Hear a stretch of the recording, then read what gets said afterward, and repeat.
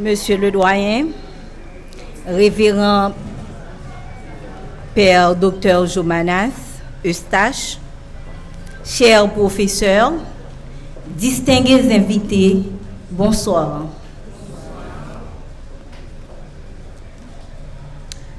Et un bonsoir aussi à mes collègues esdogènes, excusez-moi. Ce soir, pour commencer avec les activités, nous vous invitons à vous mettre debout pour implorer la puissance divine.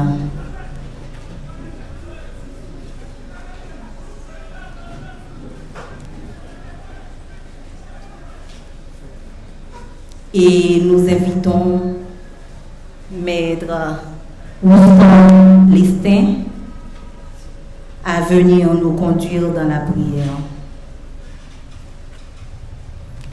Et merci, nous allons prier, mais justement avant de commencer, je vous prie d'entonner avec moi un cantique universel à Dieu Tout-Puissant.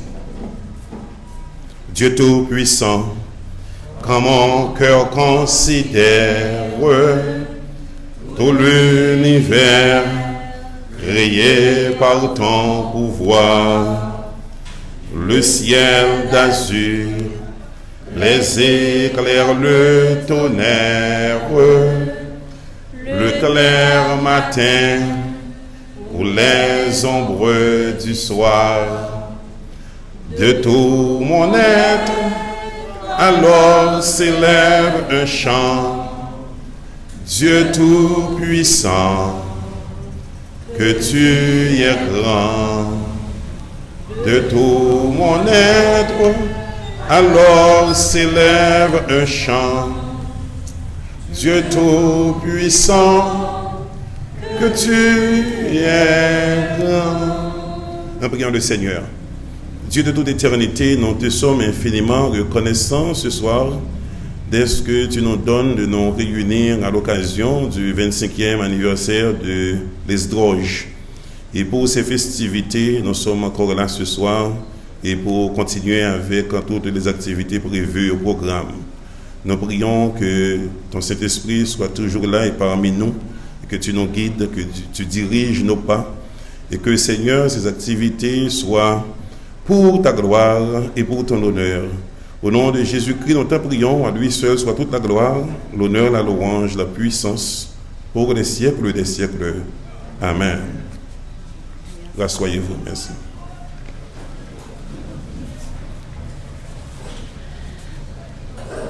Pour le programme de ce soir, nous aurons une conférence débat avec Maître Joseph Deschorles sur le rôle du barreau. Et tout de suite après, nous aurons une causerie avec Maître Jean Houston Lestin sur l'Esdroge.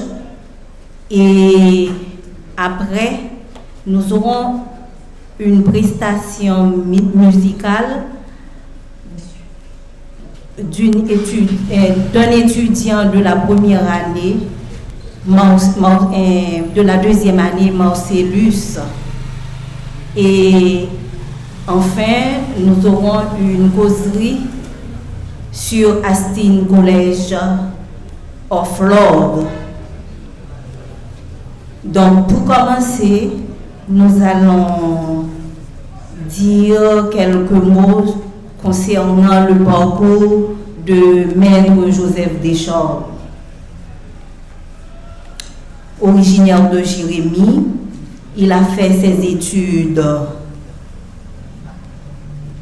classiques, respectivement à l'institution des frères de l'instruction chrétienne et au lycée Noir-Alexis. Il a fait ses études universitaires à l'école de droit et des sciences économiques à Port-au-Prince. Il a fait une étude en ethnologie à la faculté d'ethnologie Il est détenteur d'une maîtrise en sciences de l'environnement et il est en train de faire une maîtrise en droit des affaires à l'université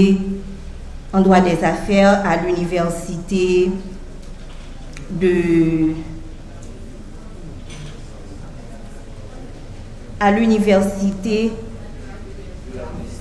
la Renaissance. Il a fait des études complémentaires en droit à l'AFPEC, à l'Amicale des juristes et au Céphale. Il a décroché une maîtrise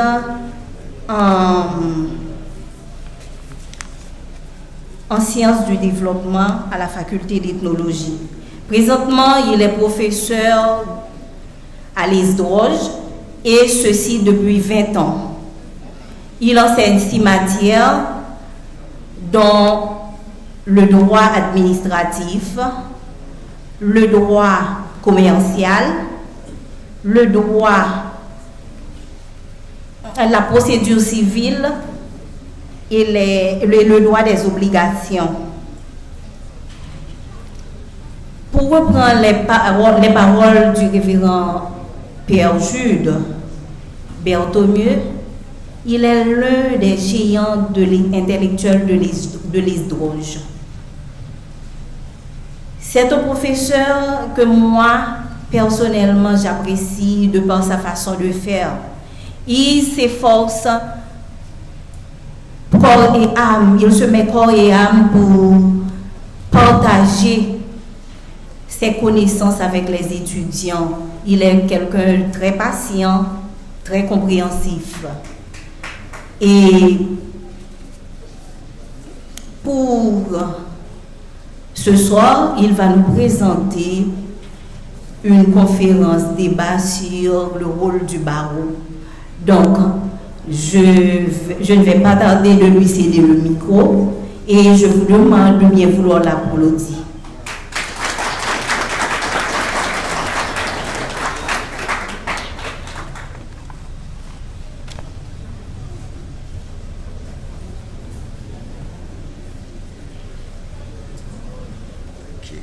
Ciao.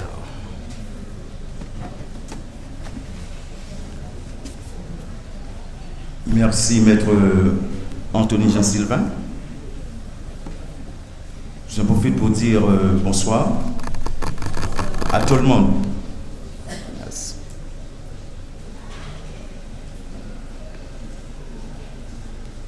En effet, comme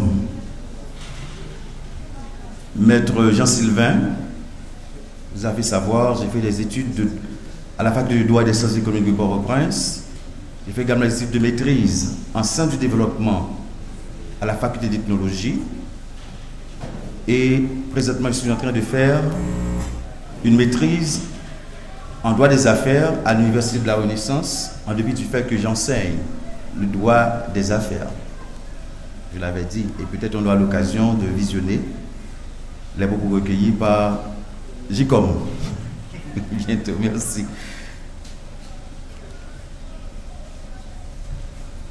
Révérend Père Jomanas Eustache, docteur en droit doyen de l'ESDROJ, collègues professeurs, chères étudiantes, chers étudiants de l'ESDROJ, admirateurs et amis de l'ESDROJ, mesdames, messieurs, il m'a fait ce soir un insigne honneur et un rare privilège en me choisissant comme intervenant à l'occasion de la semaine des activités devant marquer à l'encre forte le 25e anniversaire de la fondation de l'École supérieure catholique de droit de Jérémie, ESDROJ, pour nous entretenir sur un sujet assez préoccupant, savoir le rôle du barreau.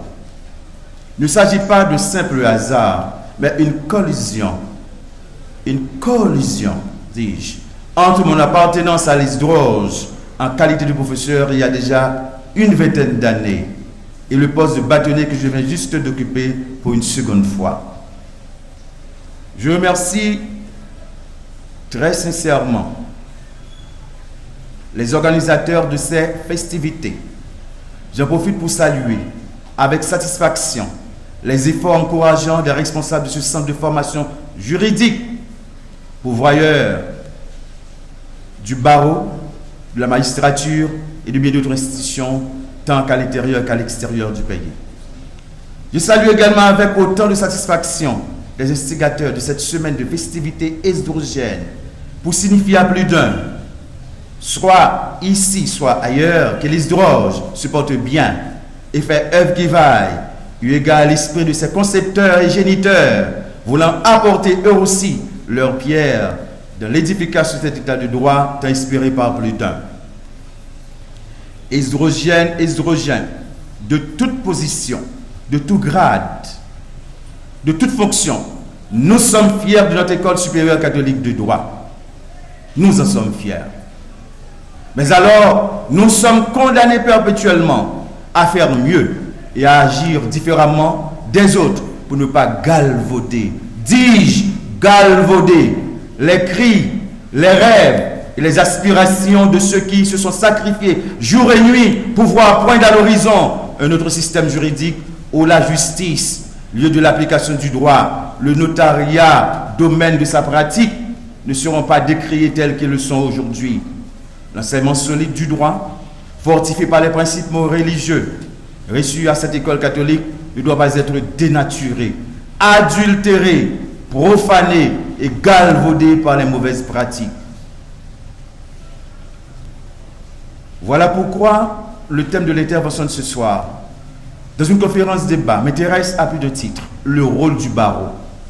Un sujet apparemment simple, mais qui a d'importance à l'heure actuelle. Ou parce que tout le monde le sait déjà pourquoi. À cet égard, je me garde de ne pas être trop indiscret.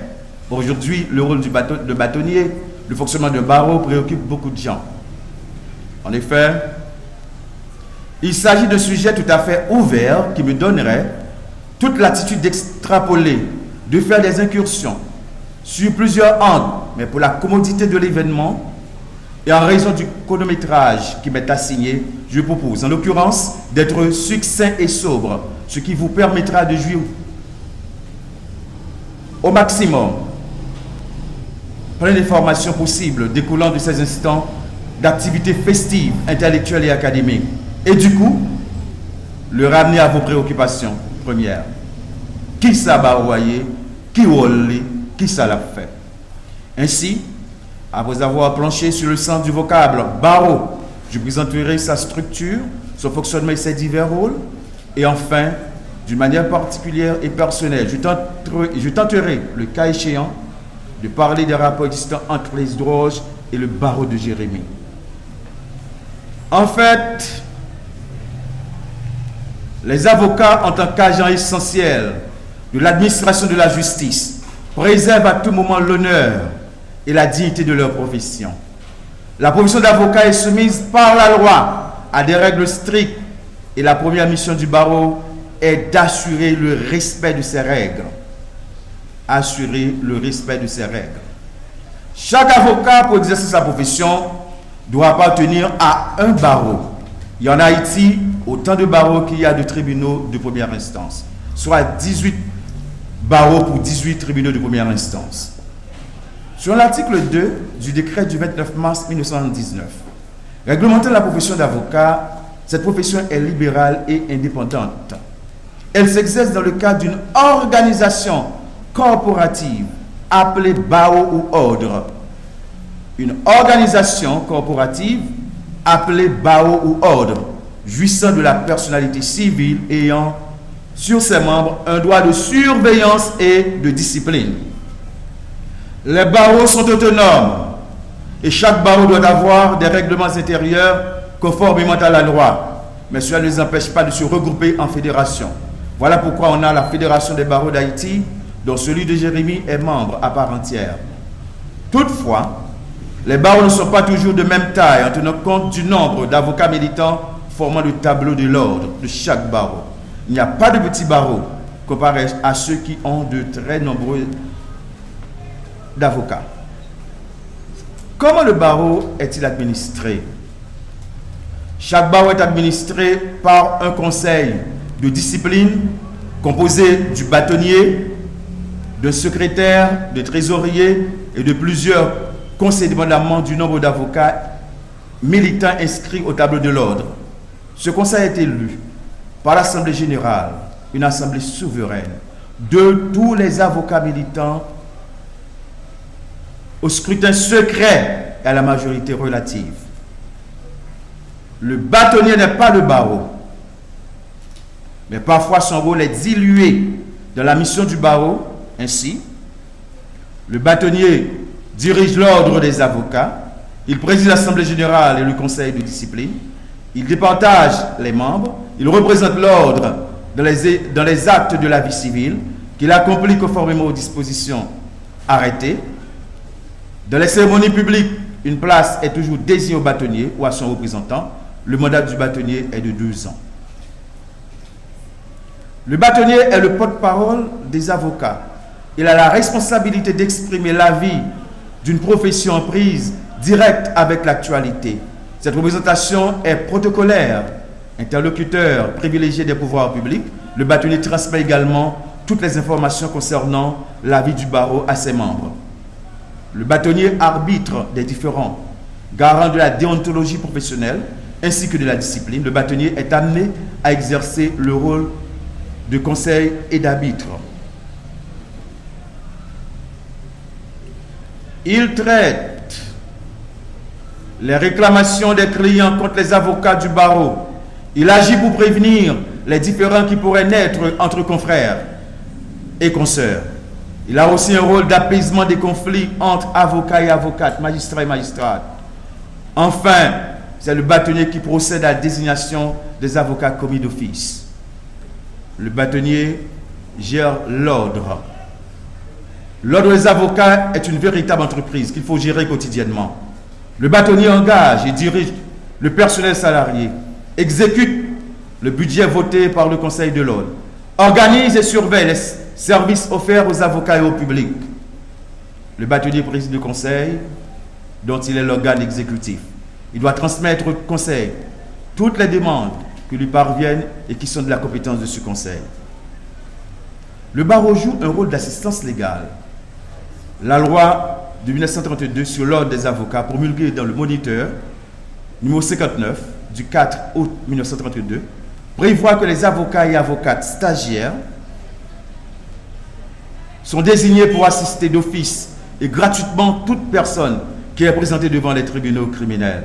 La demande d'affectation émane du doyen ou de la doyenne du TPI de la juridiction de l'ordre et s'inscrit dans le cadre du stage obligatoire. Le barreau a un rôle disciplinaire juridictionnel lui permettant de contrôler et de réprimer tout manquement à la probité. Tout manquement à la probité, à l'honneur et à la délicatesse d'un avocat, dont un avocat peut être l'objet, ce qui peut exposer l'avocat aux sanctions disciplinaires suivantes: avertissement, blâme, suspension et radiation. Voilà de manière non exhaustive les principaux rôles du barreau dans la communauté. Comme je l'avais annoncé, nous sommes dans un cadre de conférence-débat. Le temps qui m'est imparti n'est pas encore issu. Je me permets en fait de parler rapidement des rapports existants entre les Esdroges et le barreau de Jérémie. Le barreau de Jérémie est un barreau très ancien, mais un barreau qui a connu des moments de bas et de haut. J'ai recruté dans les archives de mes grands-parents, qui sont des magistrats, qui étaient des magistrats. J'ai dénombré une vingtaine de cabinets d'avocats au début du siècle dernier. Mais les situations politiques et d'autres problèmes ont fait que la vie de Jérémie était réduite de ce premier temps à 2 avocats, Maître Christian Caz et Maître Merci Jusma. Devant la dépouille mortelle de ce dernier avocat, je pleurais et je disais, au cours de témoignages de gratitude, d'honneur et d'hommage, vous qui n'avez pas voulu laisser éteindre la flamme du droit de la justice, hommage et honneur à vous, Maître Merci Jusma. Autant dire que la vie du barreau était difficile, était fragile. Et pourtant, le barreau de Port-au-Prince a recruté dans ses seins beaucoup de Jérémiens. Je comptais sur les doigts Antonine Viel, Émile Alexis, les Charles, Gérard Noël, Maître et de bien d'autres. Et pourtant, la vie était abandonnée à elle-même. 2 avocats, Simbapou, Mapkonto, et les affaires ne pouvaient s'arrêter qu'au niveau du tribunal de première instance. On oubliait longtemps Jérémie comme juridiction en ce qui concerne la cour d'appel des Cayes. À un certain moment, un fils de Jérémie qui dit qu'il avait l'intention d'aller se faire avocat, d'aller étudier le droit, trouvait une interdiction formelle de ses parents. Comme si le barreau ou la profession d'avocat de magistrature était des tombes à ciel ouvert, auprès que des magistrats tombent, des commissaires de gouvernement tombent, des doyens tombent, des avocats tombent, et le barreau était anémié. Il fallait attendre 1986 pour entendre parler de Hens Bijou, qui étudiait à la faculté de droit, mais qui ne retournait pas ici à Jérémie. Attendre un petit peu Mario Sinclair,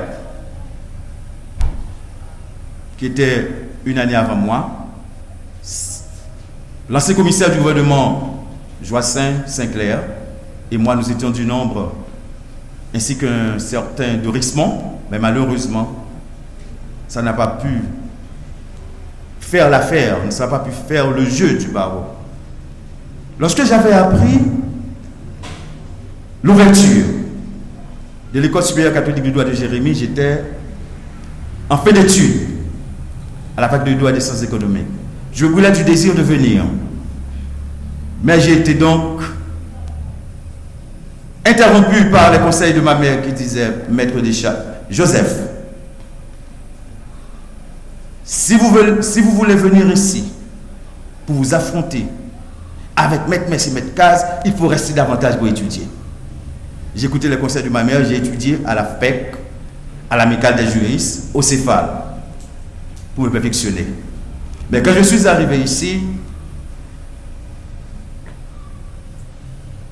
sitôt, de très tôt, j'ai entretenu de bons rapports avec l'école et j'ai été admis à enseigner d'abord les cours de droit administratif, contentieux administratif, droit commercial, procédure commerciale. Et au dernier jour de maître Mercier Justement, il a confié au doyen de l'école de confier tous mes cours à maître Deschamps. Je n'en pouvais pas. Dans sa lucidité, le doyen a départagé. Il m'a confié certains de ses cours et il m'a permis de lâcher quelques-uns au profit de jeunes professeurs qui devaient intégrer le corps. Le barreau de Jérémie, la magistrature à Jérémie, vivent intimement avec l'Esdroge, qui est la pourvoyeuse. L'Esdroge, je me permets de dire ce mot, fabrique, construit, bâtit des juristes pour le barreau, pour la magistrature et pour bien d'autres institutions de la ville. Il suffit de faire une ronde d'inspection à travers la ville pour voir. Au niveau de l'institution financière et bancaire, tous les responsables sont des produits de l'Esdroge. Je dis vrai. Allons donc à l'Unibank, la directrice. À Sogebank, le directeur. À la BNC, la directrice. Microcrédit, Capage et dans bien d'autres institutions. L'un des véritables spécialistes du CCPJ est un produit de l'Esdroge. J'en passe. Le barreau entretient des rapports avec les hydroges par des conférences en tandem, des sujets traités par les hydroges, prononcés en tandem par les membres du barreau et des étudiants de les hydroges. Je me rappelle bien les interventions de Maître Joël Dominique, les interventions de Maître Osti Saint-Louis, de Maître Nicholson Jourdan et de bien d'autres. Sans oublier les débats intéressants comme celui que nous venions d'assister hier, où l'équipe 4 contre 4, les 4 membres du ministère public et les 4 avocats stagiaires qui défendaient normalement la cause des sans-voix, des sans-doigts, de ceux-là qui ne peuvent pas payer les avocats. La première fois que je regardais exposer et lire Maître Joël Dominique au cours de procès, je disais waouh, tout ce qu'on m'avait appris à l'amicale des juristes, je vois que ce monsieur-là, ce talentueux avocat, était en train de les déguster avec une facilité de langage, etc., etc. Les doges au service du droit de la justice. Je prononçais un discours, comme c'était encore hier ou aujourd'hui, à l'occasion de la prestation de serment du révérend Père Jomanas Eustache comme avocat stagiaire, de Maître Osti Saint-Louis et de Maître Anselme Montbouin, qui n'est pas de l'Isdorge, mais qui est un ancien étudiant de l'ancienne école de droit de Jérémie. En me présentant ces 3 valeurs, ces 3 cadres, ces 3 ressources rares pour le barreau, je disais qu'à l'instar de Vigile, j'exulte ce matin. Félix Crouy Portuit Reum Conios Chere Caroussas. Et je disais félicitations, messieurs. Pour vous dire que l'on était content, on était heureux de recevoir d'autres jeunes, d'autres sangs, d'autres veines pour donner une bouffée d'oxygène à l'appareil judiciaire, au barreau qui est toujours anémié. Les droges travaillent, les droges construisent des personnalités, mais le besoin a fait que souvent on se trouve en mode de rareté. L'année dernière encore, la magistrature nous a ravi une 12aine d'avocats. Sans oublier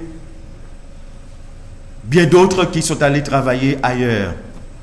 C'est comme si on attend que les hydroges préparent et puis on vient les prendre. Mais les hydroges a formé pas seulement pour Jérémie, pour la Grandesse, mais pour l'humanité entière, parce que les hydroges est donc une fenêtre ouverte sur le monde. Je me permets de terminer, comme je le fais souvent dans ces cérémonies où je dois exhorter mes confrères, et j'ai intérêt à le faire ma qualité de bâtonnier, en faisant mien ces propos du bâtonnier Rigaud Duplan, qui a prononcé les 11 commandements que mes confrères de Jérémie ont appris et répété avec satisfaction. L'avocat est dignité, l'avocat est conscience et courage, l'avocat est prestige et vérité, l'avocat est respect et confiance, l'avocat est fraternité, l'avocat est l'acceptation de la contradiction. L'avocat est l'auxiliaire obligé de la justice. L'avocat est la voix du droit et de l'équité. L'avocat est le défenseur de la société. L'avocat est la royauté. L'avocat est à la base de la civilisation moderne. Bonne fête aux hydroges. Excelsior.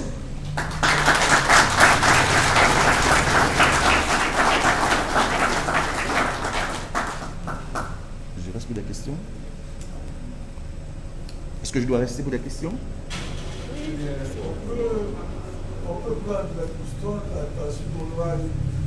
la D'accord? D'accord, c'est bien. C'est bien.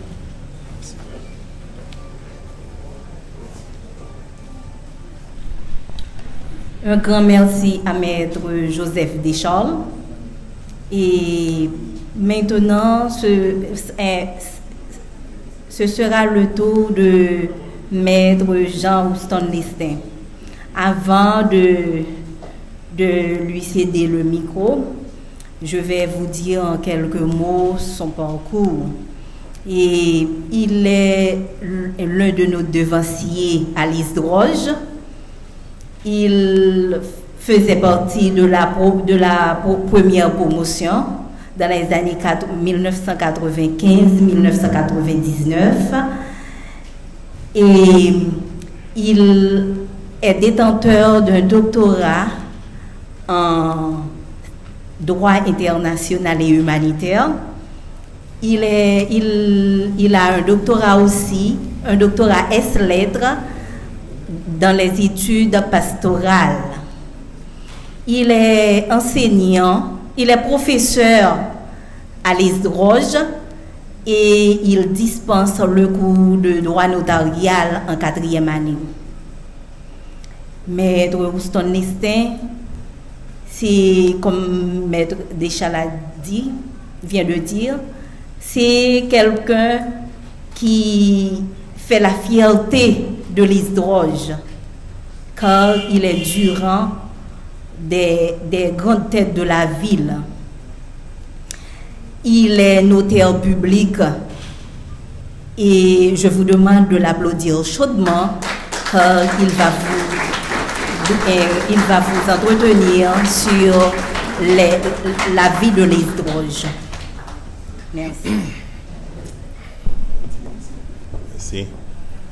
Alors, moi-même, je ne vais pas présenter une conférence. Je suis là pour une petite causerie avec vous. Je suis très content que je vais devoir prendre la parole avant que Maître Joseph Descharles réponde à vos différentes questions. Je n'avais même pas besoin de notes, puisque c'est une causerie. Et pour me circonscrire dans le temps, j'apporte mes notes. Donc c'est un plaisir, un honneur et un privilège pour moi d'être ici ce soir pour partager mes expériences esdrogiennes avec vous et surtout témoigner des bienfaits de l'ISDROJ au sein de notre communauté, de notre pays et pourquoi pas à travers le monde.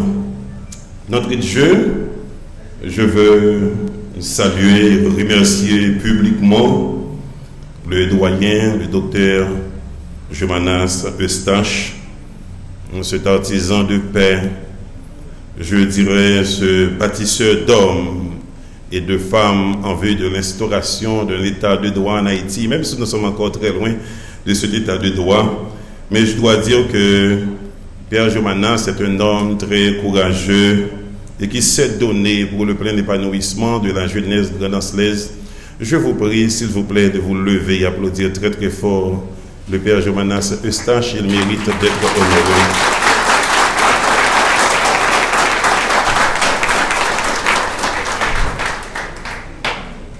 Je salue également le bâtonnier de l'ordre des avocats de Jérémie, Maître Joseph Descharles, qui vient de prendre la parole.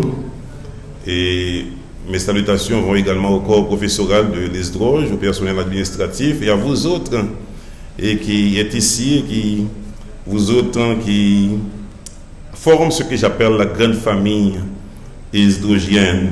Je vous redis bonsoir. En effet,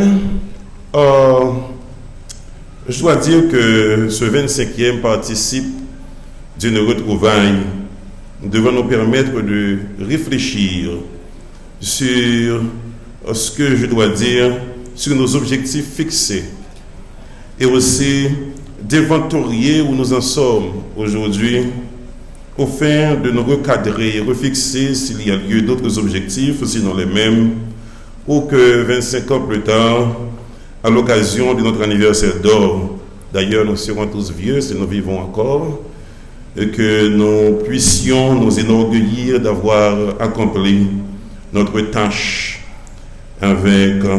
et partir avec la conscience tranquille, laissant derrière des hommes et des femmes travaillant ou tenant le flambeau de cet état de droit longtemps espéré en Haïti. Pour mémoire, nous ne pouvons parler de l'Esdroge sans ne pas jeter un regard rétrospectif sur les premières années de sa fondation, qui remonte déjà depuis 1995. Oui, c'était en 1995 que le Monseigneur Willy Romélus, évêque éclairé, innovateur, soucieux de la formation des jeunes du diocèse dont il avait la charge, justement pour éviter ce que je peux dire la fuite de l'élite intellectuelle de la Grand'Anse vers d'autres horizons, avait implanté, avec la complicité bien sûr, la fougue et le dynamisme du révérend docteur Jomanas Eustache, l'école supérieure catholique de droit de Jérémie Esdroge. Je me rappelle fort bien, nous étions une soixantaine d'étudiants et étudiantes à passer le premier concours organisé par le décanat et avions commencé à suivre la première session de la première année au premier étage du foyer culturel de Jérémie avant de nous transférer dans ces locaux situés non loin de l'évêché. Et même si nous étions une soixantaine au départ, il n'y avait qu'une vingtaine, je crois, oui, une vingtaine, environ 26, oui, à accepter de consentir d'énormes sacrifices jusqu'à être gradué au terme des 4 années fixées ou prévues dans le programme. De ce nombre, malheureusement, il n'y a qu'une dizaine ou une douzaine à être licenciés en sciences juridiques. Mes frères, mes sœurs, madame, messieurs, le début n'a jamais toujours été facile. Et pour certains, cette faculté de droit n'était qu'un leurre. On était déjà en 3e année et la reconnaissance légale n'arrivait pas encore. La reconnaissance tardait à venir. Certains avaient exprimé leurs inquiétudes vis-à-vis de ce retard. D'autres avaient tout simplement abandonné. Mais le père Jomanas, il avait confiance que ce projet devait aller jusqu'au bout. En tant que leader, son optimisme nous avait ravivés.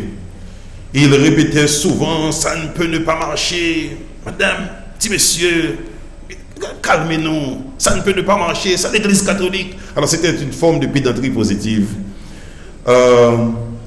C'est avec raison qu'il invitait l'ancien ministre de l'Éducation nationale d'alors, M. Jacques-Édouard Alexis, à nous rendre visite, justement pour nous rassurer que la reconnaissance officielle de l'Esdroge était en route. Et à ce moment-là, on devenait beaucoup plus confiants. Alors je vous raconte tout cela justement pour vous dire que le début n'a pas toujours été facile. Au sein de la première promotion, on formait une famille. Il n'y avait jamais eu de querelle parmi nous.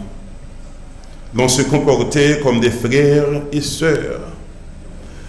Nous avons toujours exprimé notre sentiment et pour que la famille esdrogienne reste à tout jamais unie. Mais nous sommes parfois un peu désolés que cette convivialité n'a pas résisté à l'usure du temps. Cependant, la raison incombe à la première promotion, à ma promotion, qui n'a pas pris l'initiative d'implanter et de faire perpétuer l'association des alumni l'association des anciens gradués de l'Esdroge. Sans une solide association des anciens gradués, moi j'en fais partie d'eux à l'étranger, l'on ne pourra jamais vider les différends et continuer à aspirer vers les objectifs fixés. Pour cela, j'en profite pour lancer un appel solennel aux anciens gradués de l'Esdroge d'une manière générale, à ceux et à celles de la première promotion en particulier, à nous regrouper pour donner vie à l'alumni de notre institution. Oui, l'Esdroge est notre institution. L'Esdroge n'est plus l'affaire du Père Jomanas. Ce n'est plus l'affaire de l'Église catholique. Mais l'Esdroge, c'est notre patrimoine à nous tous. Nous devons conjuguer nos efforts pour faire vivre l'Esdroge. C'est ici à l'Esdroge que moi-même qui vous parle, que j'ai décroché ma première licence universitaire avant de poursuivre d'autres études ailleurs. Et je crois que c'est aussi vrai pour beaucoup parmi nous. J'ai été participer à certaines séances de formation à l'Université catholique de Louvain-la-Neuve, située à Bruxelles.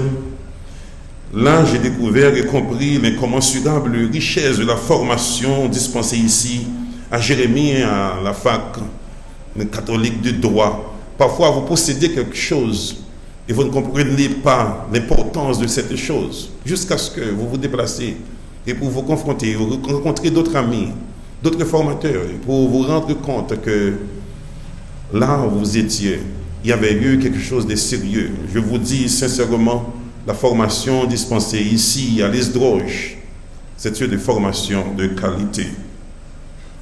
Et si je suis notaire aujourd'hui, comme a dit la présentatrice, c'est d'abord grâce à Dieu, mais ensuite grâce à l'Esdroge. Et car c'est au terme de mes études ici, il y avait eu un concours organisé par le parquet de Jérémie en vue de recruter de jeunes notaires. J'allais y participer, duquel concours j'étais sorti lauréat. Mais j'étais et je suis encore le produit de l'Esdroge. 25 années avant, notre école, l'Esdroge, que je répète souvent, n'était qu'un rêve. Mais 25 ans après, les fruits sont énormes.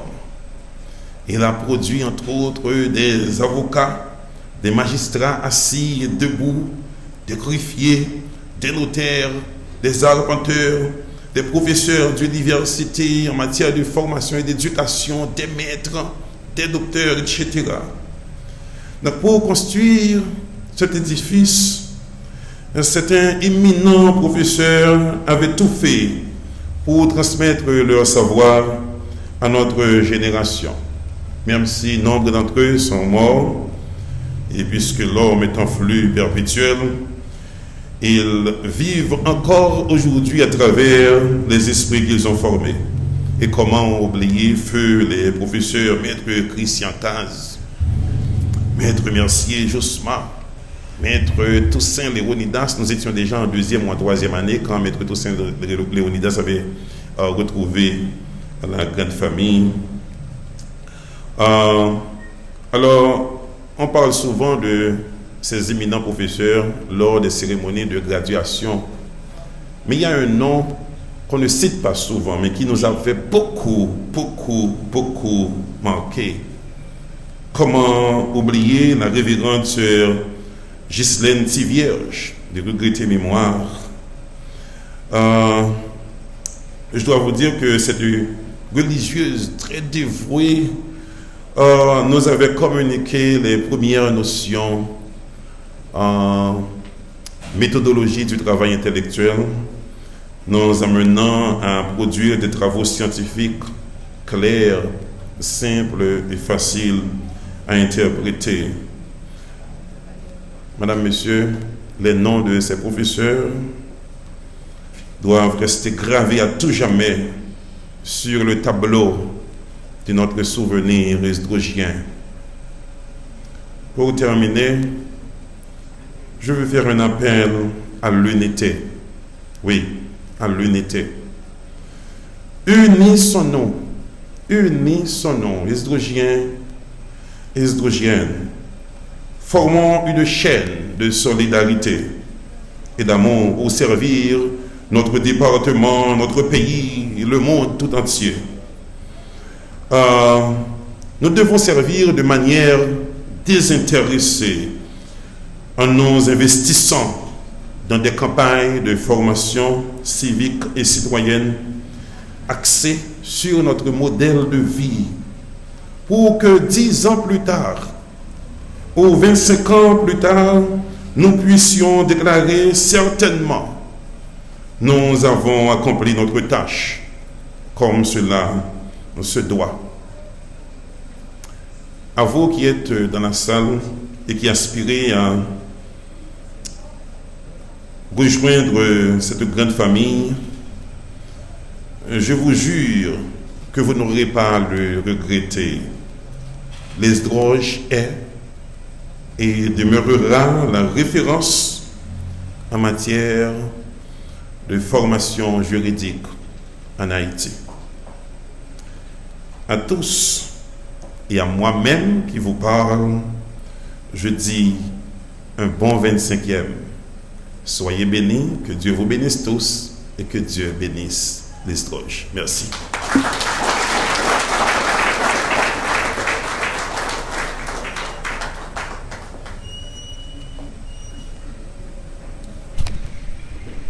Merci, cher maître. Nous demandons à l'assistance de bien vouloir applaudir encore une fois maître. Merci. Je pense que vous avez suivi avec beaucoup d'attention la présentation de maître Joseph Deschamps. Et maintenant, nous faisons place aux personnes qui veulent poser des questions. Donc, nous allons prendre 2 ou 3 questions. Les personnes qui veulent poser la question, vous allez me faire signe, s'il vous plaît.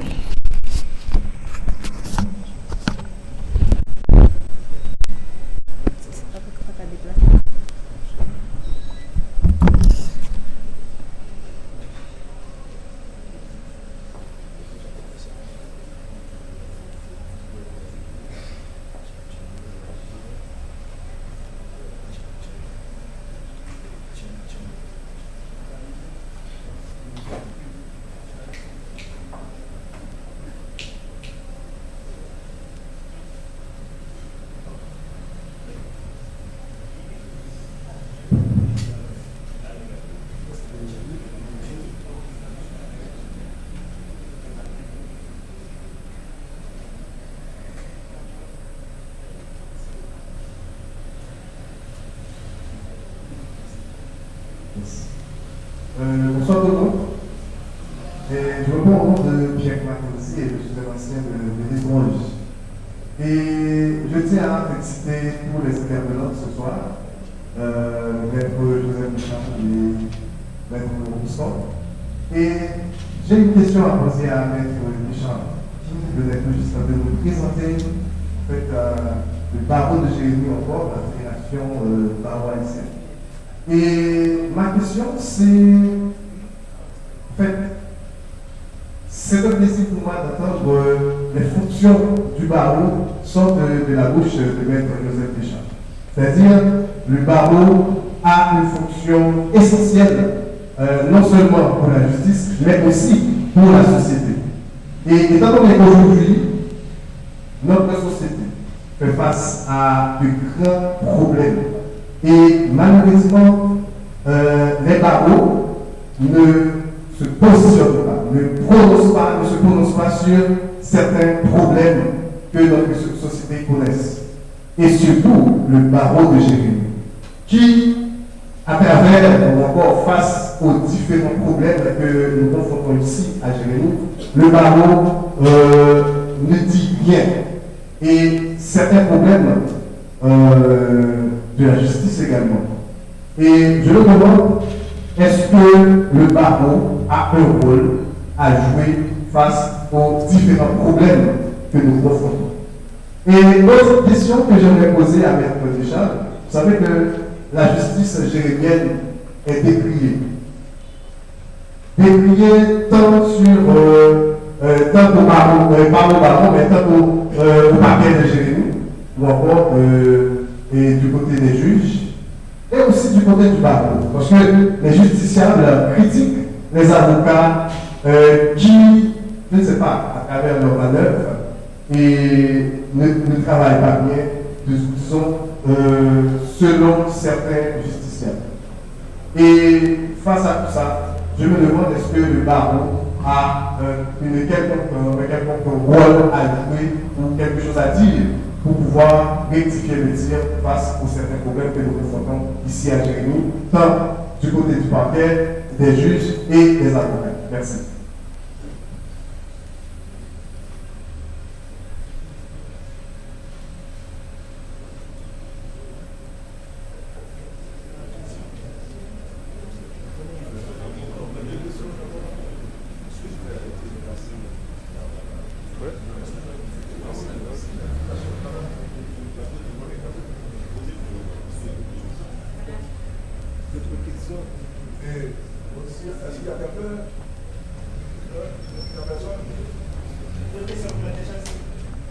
Laissez-moi finir avec ces deux premières questions. C'est mieux. Comment faire?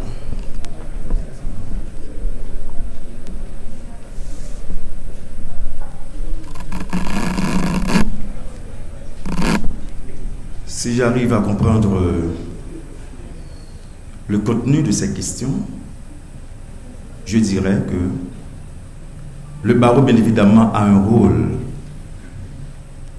social à côté de sa mission de gérer le troupeau des avocats, également une mission disciplinaire et juridictionnelle. Le barreau doit entretenir des rapports avec d'autres institutions. Le barreau est organisé d'abord pour le respect des principes gouvernant la profession en tenant compte de ses membres.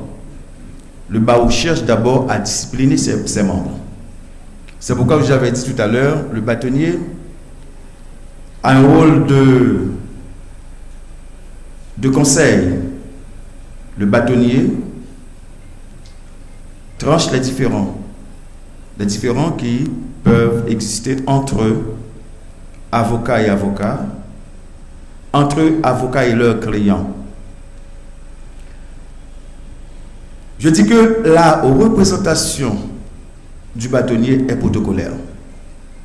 Comme j'ai l'habitude de dire à certains travailleurs de la presse, le bâtonnier ne peut pas réagir de la même manière qu'un représentant de l'organisme de défense des droits de l'homme voit une question. Lors de mon premier bâtonnat, on se plaignait des choses qui se passaient au niveau de la justice, mais jamais des justiciables ne s'étaient pas présentés à mon bureau pour dire, bâtonnier, voilà ce qui est arrivé. À ce moment-là, il y a une procédure. Appelez l'avocat, l'entendre d'abord et ensuite appeler le client. Mais je ne peux pas me permettre d'entrer dans des polémiques creuses pour répéter comme des activistes politiques. Je m'en excuse. Pour faire comme des responsables d'organismes de défense des droits de l'homme qui lancent des propos, des effectifs à qui mieux, alors que nous avons une responsabilité de conduire un corps. Non, on n'est pas sourd, on n'est pas muet. Mais rappelez-vous bien que il y a des événements cruciaux qui venaient de se produire dans le pays, mais je n'étais pas à la tête du barreau. Je me plaignais, peut-être par désenchantement, par manque de communication, ou encore, je ne sais pas, par prudence. Mais quand même, il y a une façon de faire. En ce qui a trait à ce qui se dit au niveau de l'appareil de la justice, au niveau du parquet, le barreau n'a pas un pouvoir de contrôle. Il y a un mécanisme de contrôle qui est établi tant au niveau du parquet qu'au niveau du tribunal de première instance. Au niveau du parquet, c'est porter plainte contre l'officier du parquet ou l'employé du parquet qui serait suspect de mauvais comportement, de mauvaise conduite au ministère de la Justice. Et le ministère de la Justice a un mécanisme de contrôle. Ce ministère ne fait pas son travail. Il y a un service d'inspection au niveau du ministère de la Justice qui doit être sur place de temps en temps, surtout lorsque l'on revendique des comportements, en fait, l'on critique des comportements déloyaux. Au niveau du décanat, au niveau du tribunal de première instance, le mécanisme de contrôle est assuré par le Conseil supérieur du pouvoir judiciaire, donc il ne vient pas au barreau. Par contre, le barreau, quand il reçoit des informations qui seraient fondées dans ses rapports avec ces différentes institutions, peut toujours intervenir, soit auprès du chef du parquet, soit auprès du doyen, pour leur dire voilà ce qui est arrivé et qu'il y a lieu de faire quelque chose qui, en fait, diminue la méfiance des gens vis-à-vis de l'appareil judiciaire. Est-ce qu'on doit critiquer le barreau en comparant ce qui se fait peut-être au niveau du parquet? Le barreau a son propre mode de gestion, de contrôle des actions, des comportements des avocats. Le barreau est également un organe de discipline, un organe juridictionnel. On juge les comportements déloyaux des magistrats, les comportements qui ne font pas honneur de l'ordre, on les juge. Et on va jusqu'à prendre des sanctions, comme un vrai tribunal. On peut blâmer, on peut suspendre, on peut radier. Toutefois que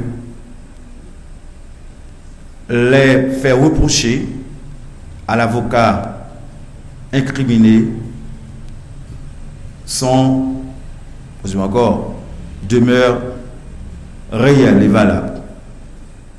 Une juridiction, pourquoi? Parce que la décision du barreau peut être attaquée par un recours en cassation. Contre une décision du barreau, blâme, suspension ou radiation, l'avocat sanctionné peut toujours exercer un pouvoir en cassation. Pour l'histoire, pour la vérité, le pouvoir en cassation est suspensif en cette matière.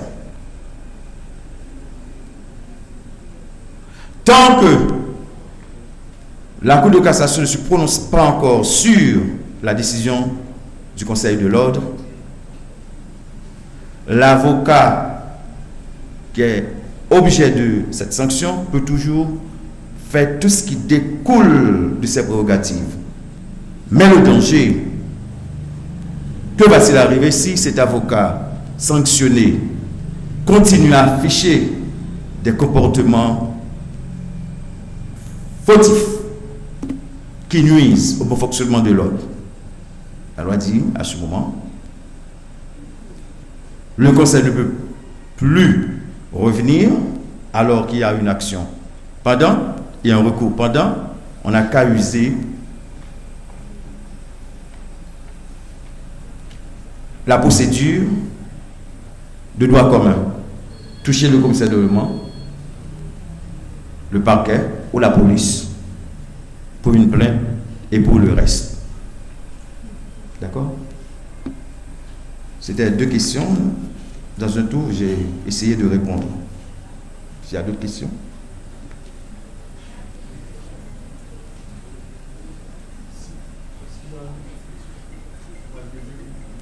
Posez question parce qu'il y a un pile bagaille qui est dehors. Et je voulais vous remercier, M. Charles, pour son intervention. Et je profite aussi pour vous remercier, M. Stone. Ma question avec M. Charles, quelles sont vos attentes comme en tant que nouveau baptiste, quelles sont vos attentes?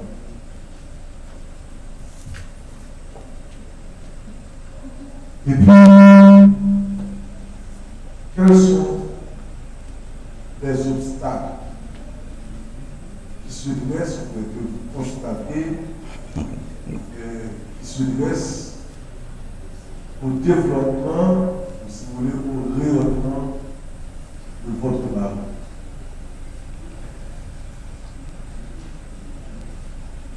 Comment y si vous avez entrevu les solutions? Merci. Mes attentes, je les avais déjà tout dit lors de ma campagne. Je rêve d'un barreau ouvert, d'un barreau qui priorise la formation continue des avocats, un barreau qui s'occupe des intérêts de ses membres, un barreau qui cherche à divorcer d'avec les vieilles pratiques, les vieilles polémiques creuses, fades, inutiles, un barreau qui écartera toutes sortes de partisaneries, un barreau qui fait la promotion du droit de la justice, un barreau où tout le monde doit se sentir heureux. Tous les avocats doivent se sentir heureux, heureuses de pratiquer leur profession. Un barreau qui encadre les avocats stagiaires. Voilà entre autres. Et le reste au fond de mon cœur. Pour des raisons de commodité ou décommodité. Des obstacles. Je me plains et j'ai mal dormi certaines fois quand on entend dire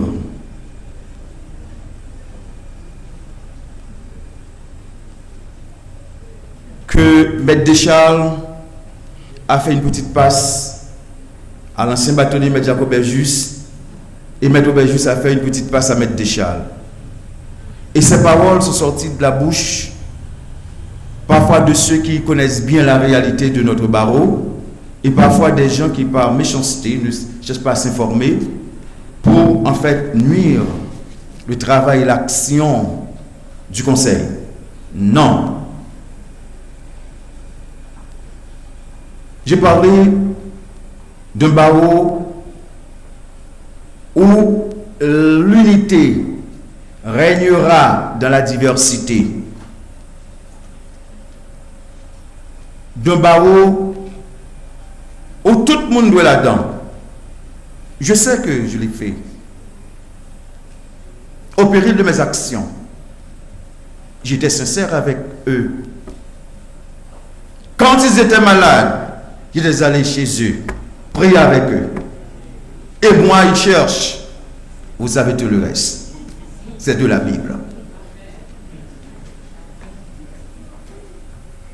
Je n'ai pas homme, je ne suis pas homme à me camper en équipe, en groupe PAM. Je veux que tout le monde soit là-dedans. J'ai apporté ma contribution généreuse pour la réussite du bâtonnat qui me précède. Et pourtant, on ne voulait pas de moi. On ne voulait pas de moi. Si c'était un clan, un groupe, je ne serais pas élu bâtonnier. Lors de ma prise d'investiture, je disais que ça a été très bouleversé, très rouleuse. Différence d'un bulletin de vote. Autant dire que les choses sont controversées, sont équilibrées là-bas. Voyez-vous? Savez-vous que certains avocats disent que vous bâtonnez, j'aime bâtonner encore. Mais qu'est-ce qu'il y a là-dedans comme ça? Nous avons fait pour l'autre pour passer mon point. Et pourtant, je collaborais avec eux. J'ai apporté ma science, ma sincérité, mes conseils salutaires. Qu'est-ce qu'il y a là-dedans? Mais on oublie que être bâtonnier, c'est une question de représentation, je dis protocolaire. Protocolaire. Il faut défendre la profession. On se plaint pourquoi il n'y a pas d'autres jeunes qui puissent remplacer Maître Deschal, Maître Juste. C'est réglé par des lois, pas des règlements. Pour être membre du conseil, soit bâtonnier, secrétaire général, je peux vous saluer la présence de Maître Charles, qui est là, comme secrétaire général, conseiller, trésorier, il faut avoir 5 ans d'expérience comme avocat militant. Qui est l'avocat militant? Leur fait prêter mémoire ou prêter serment pour débuter période de stage. Ou a fait 2 ans en stage. Si vous avez aptitude, vous avez réduit le pour. Vous leur venez inscrit comme avocat militant. Vous avez contrôlé 1, 2, 3, 4, 5. Au cas de participer pour voter, mais ou pas capable de porter candidat à aucun de ces postes électifs. Donc il faut attendre le tour. Mais il s'agit de défendre les intérêts d'une corporation, d'une organisation qu'on appelle BAO. Padre, vous êtes satisfait? En parlant d'un dossier, on répond en normand, prudence l'oblige. C'est fini.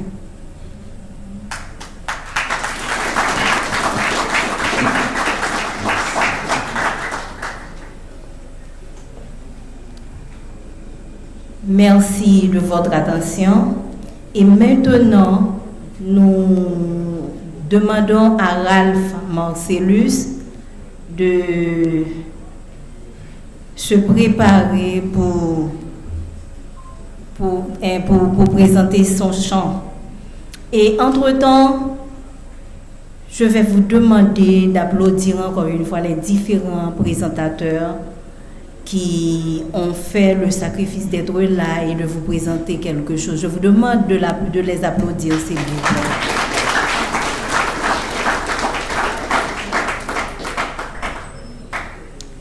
Maintenant, auditionnons Ralph. Oui, Ralph va vous présenter un chant. C'est d'harmonique. Applaudissez-le, s'il vous plaît.